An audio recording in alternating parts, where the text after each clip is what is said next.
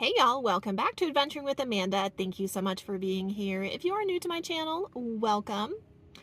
Y'all, I took Wynston to the cardiologist, and that is essentially what this video is going to be about. It is your update on how he's doing, what happened, and our plan moving forward. But first, I ended up having a somewhat flat tire the other day, and I totally forgot to update you guys on that because I was so focused on Wynston's appointment and his health. So I will share what happened with that as well. So like this video and subscribe. Let's get into it.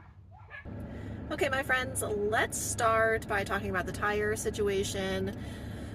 My tires, literally all of them, are new within the last year and a half. I've had a tire fiasco earlier this year when I blew a tire in Nevada. That was, excuse you, wow, that was a big burp. Oh, you're so handsome. No, look at you. Okay, so my tires are new within the last year and a half, and several days ago my tire pressure light went on, and I figured, you know what, it's the change of the weather, all that stuff.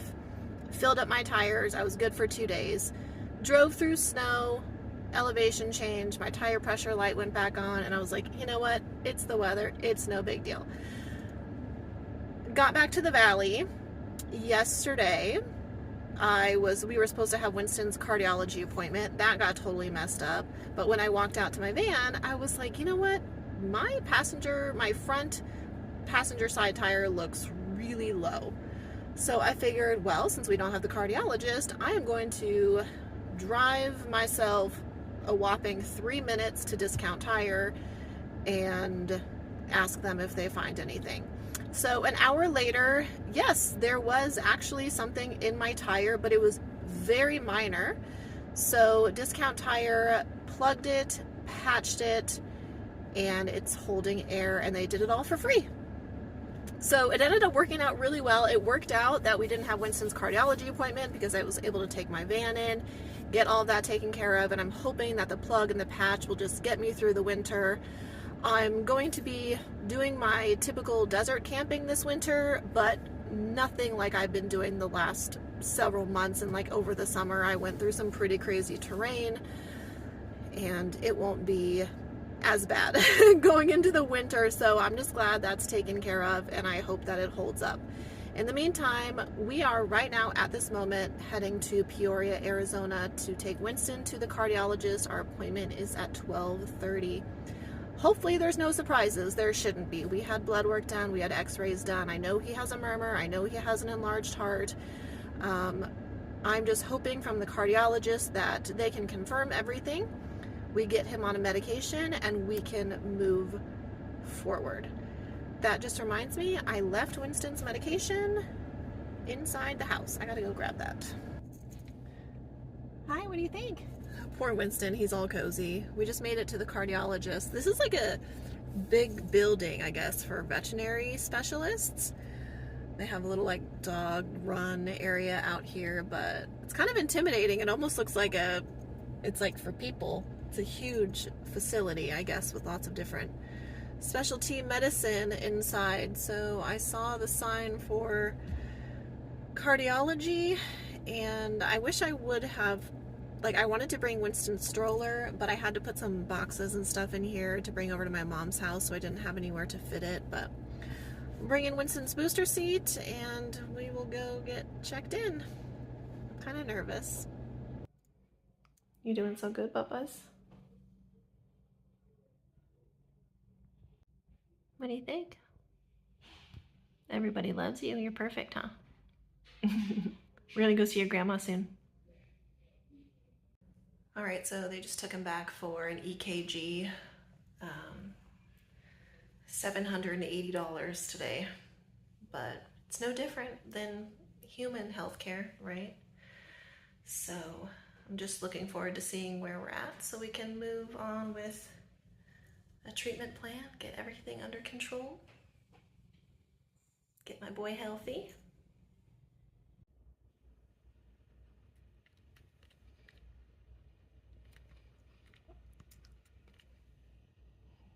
Good boy, was that tasty?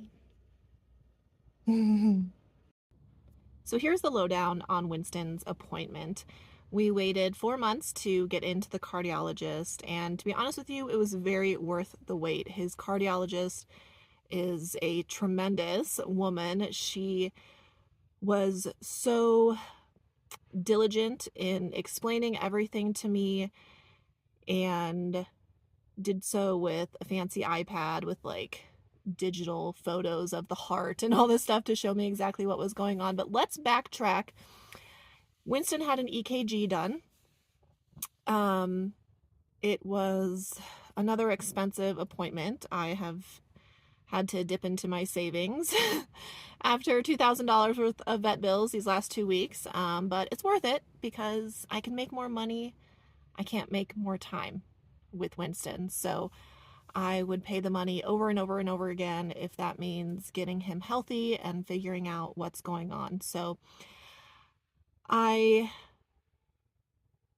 was, I don't really know if I was nervous about the EKG, but essentially it's, the same as they do for a human. And we already knew that Wynston has a heart murmur. It's progressed from a stage 1, 2 to a 3, 4. 6 is the highest stage. We knew that he had an enlarged heart because we had those x-rays and all the blood work done a couple weeks ago.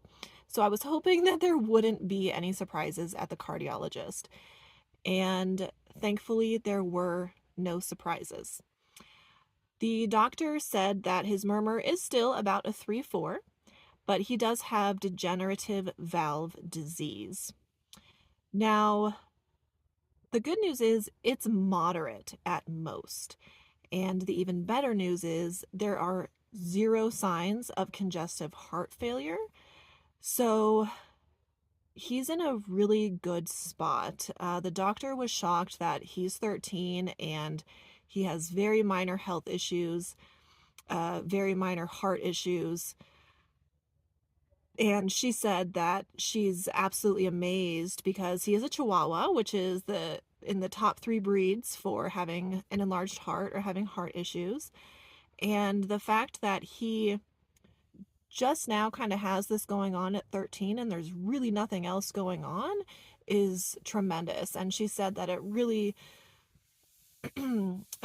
lends to the care that I've given Wynston over the last 12 and a half years, just him being extremely active and mobile and being on a good diet. All of those things that I've done to dedicate my life to him has really paid off because he's 13 and we're just now having to have these conversations about his health.